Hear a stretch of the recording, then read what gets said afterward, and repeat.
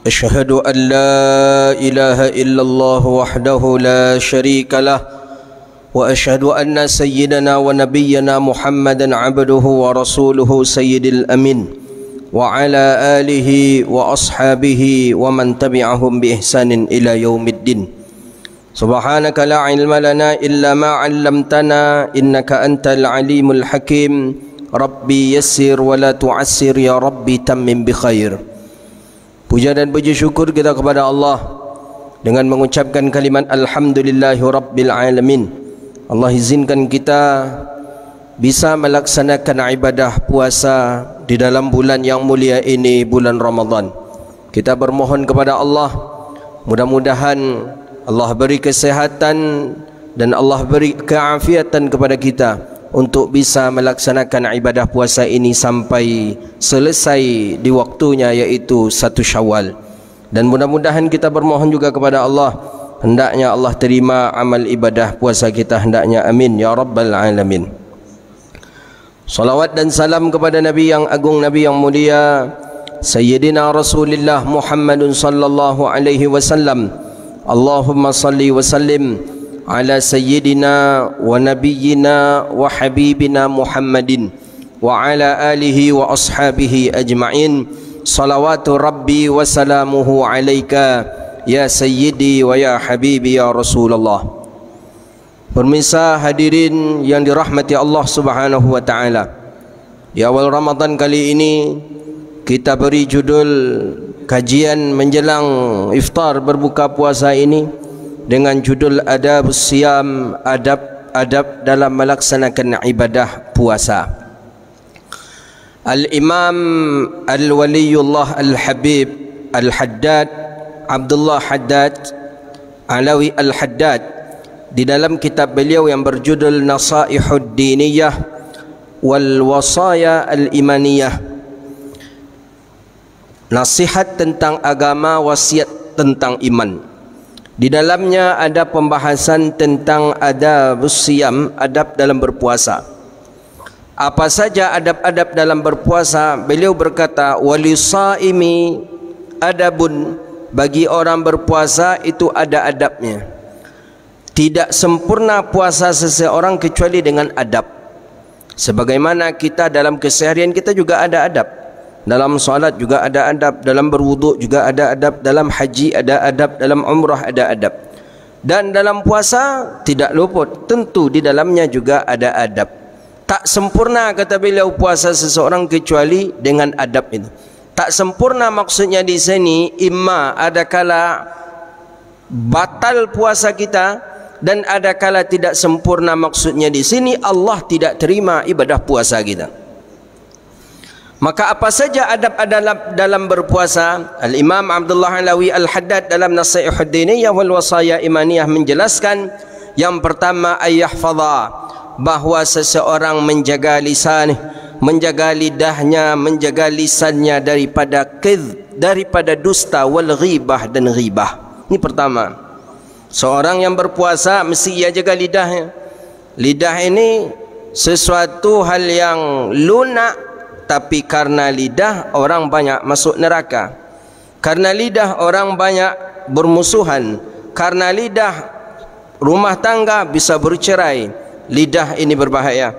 Maka adab yang pertama, Al-Imam Abdullah Alawi Al-Haddad dalam Nasaihud Diniyah wal Wasaya Imaniyah mengatakan, mesti seseorang menjaga lidahnya ketika dia melaksanakan ibadah puasa. Anil kadhbi, daripada dusta. Dusta perkara yang kadang orang terbiasa, dan bahkan ada orang yang menganggap dusta ini bagian daripada dosa kecil.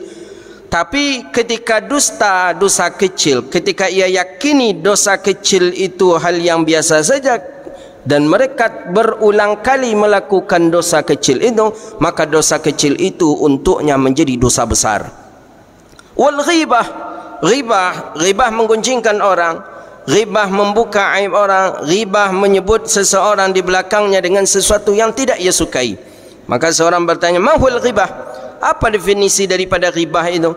Ghibah adalah menceritakan seseorang sesuatu yang tidak ia sukai di belakangnya. Maka ini adalah al-ghibah. Mudah-mudahan kita termasuk orang-orang yang berpuasa yang bisa menjaga lidah kita daripada dusta dan ghibah. Kemudian kata Imam Abdullah Alawi Al-Haddad, adab yang kedua bahawa seseorang hendaklah dia menjaga ainuh, matanya, wa udhunuh, telinganya, daripada mendengar dan melihat ila ma la yahillulah, kepada sesuatu yang tidak dihalalkan untuknya. Memandang pandangan haram, jaga mata kita dalam berpuasa. Mendengarkan pendengaran yang haram, jaga telinga kita ketika kita melaksanakan ibadah puasa. Mata, telinga, kemudian lidah, ini bagian daripada organ anggota tubuh kita. Bagaimanapun telinga tak akan bisa tidak mendengar, bagaimanapun mata tidak bisa dia tidak melihat. Akan tetapi lihatkanlah dia kepada hal yang halal bagi diri kita, dengarkanlah telinga itu kepada hal yang halal pula oleh kita. Kemudian kata Syekh Abdullah Alawi Al-Haddad, wa kadzalika, dan begitu juga seseorang, ini adab yang ketiga, hendaklah orang yang berpuasa itu menjaga perutnya daripada tanawulil haram wa syubhah, daripada memakan yang haram dan syubhat. Ini ketika kita melaksanakan ibadah puasa, jaga jangan sampai masuk yang haram ke dalam perut kita, jangan sampai masuk yang syubhat ke dalam perut kita. Hati-hati. Dan bahkan beliau menekankan lagi, wa khususan indal iftari, wa bil khusus, dan terkhusus lagi ketika berbuka puasa, yajtahid jiddan alla yuftir illa alal halal, maka hendaklah kita berusaha, berupaya mencari makanan yang halal, minuman-minuman yang halal, iftar yang halal. Itulah ketika kita berbuka. Jangan sampai kita letih, kita capek menahan haus dan lapar, ternyata ketika berbuka kita berbuka dengan yang haram. Ketika kita berbuka dengan yang syubhat, sia-sia saja ibadah puasa yang sudah kita tahan dari waktu fajar sampai terbenam matahari. Maka oleh karena itu, untuk waktu berbuka, ketika kita berbuka, bersungguh-sungguhlah, bermujahadahlah untuk mencari yang halal itu.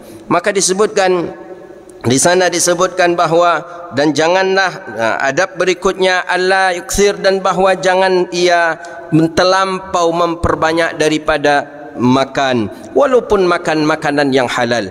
Wala yakthirul aqlu bil lail, jangan terlampau banyak kita makan. Ini adab daripada adab berpuasa juga, sehingga ketika seseorang terlampau banyak ia isi perutnya dengan makanan, walaupun makanan yang halal, fabatala, maka penuhlah perutnya, penuh perut kekenyangan, takkan mungkin seseorang itu untuk khusyuk dalam ibadahnya. Maka oleh karena itu, hadirin yang dirahmati Allah Subhanahu wa taala, jagalah adab-adab dalam berpuasa agar puasa kita diterima oleh Allah, agar puasa kita berkualitas, dan agar puasa kita pun menjadi puasa yang menjadikan kita nanti orang-orang yang diperolehkan surga babur rayyan oleh Allah Subhanahu wa taala. Mudah-mudahan Allah terima ibadah kita dan Allah jauhkan kita dari bala dan waba. Amin ya rabbal alamin. Subhanakallahumma wa bihamdika asyhadu an la ilaha illa anta astaghfiruka wa natubu ilaih. Wa sallallahu ala sayyidina wa maulana Muhammadin wa ala alihi wa sahbihi ajma'in. Wassalamu alaikum warahmatullahi wabarakatuh.